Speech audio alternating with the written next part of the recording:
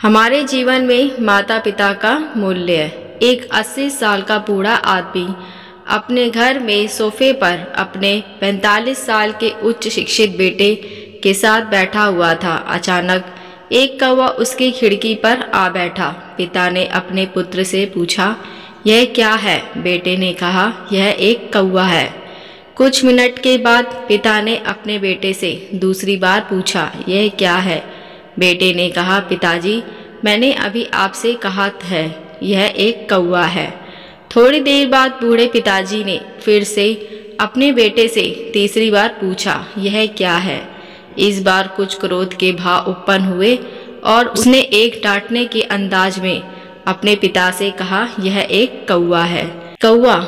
एक छोटे से अंतराल के बाद पूर्ण चौथी बार पिताजी ने फिर से अपने बेटे से पूछा कि यह क्या है? इस बार बेटा अपने पिता पर चिल्लाया, पिताजी, तुम क्या चाहते हो जो बार बार एक ही सवाल दोहरा रहे हो? लगता है तुम्हारा दिमाग खराब हो गया है। हालांकि मैंने तुमसे कितनी बार कहा था, यह एक कौवा है। आप कुछ करने में सक्षम नहीं या समझ में आया? कुछ देर बाद पिताजी अपने कमरे में चले गए और वापसी में अपने हाथ में एक डायरी लेकर आए जिसको वह उस समय लिखते थे जब उसका बेटा पैदा हुआ था।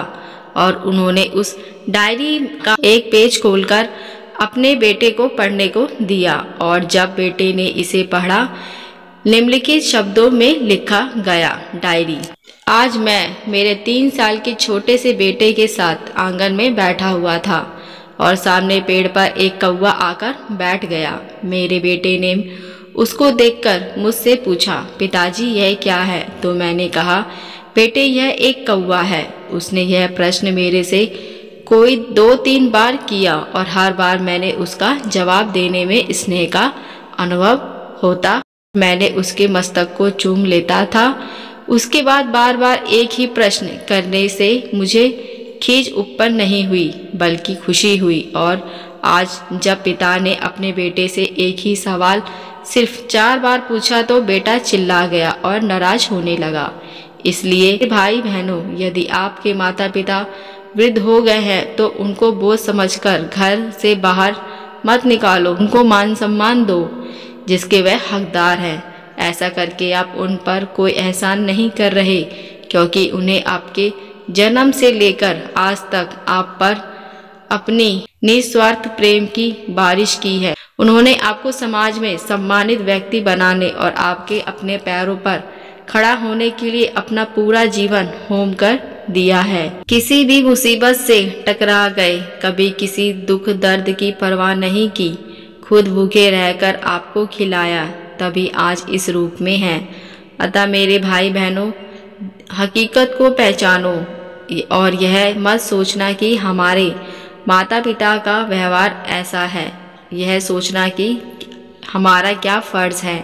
अपने फ़र्ज़ को पहचानो और भगवान के लिए ऐसा कोई कार्य मत करो जिससे उनका दिल दुखे, क्योंकि माता पिता की सेवा से बढ़कर संसार में कोई पूजा नहीं है। शायद इसीलिए किसी शायर ने कहा है, चाहे लाख करो तुम पूजा, तीरथ करो 1000, माता पिता का दिल जो दिखाया तो सब है बेकार। माँ बाप के आशीर्वाद से बढ़कर दुनिया में कोई आशीर्वाद नहीं है।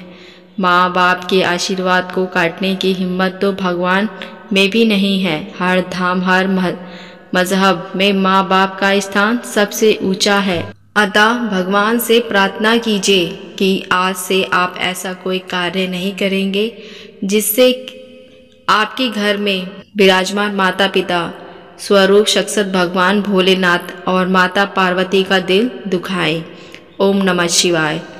आशा करती हूँ ये कहानी आपको अच्छी लगी होगी। अगर अच्छी लगी हो तो मेरे चैनल को सब्सक्राइब, लाइक, शेयर ज़रूर करें। अब मिलते नई कहानी के साथ। देखने और सुनने के लिए धन्यवाद।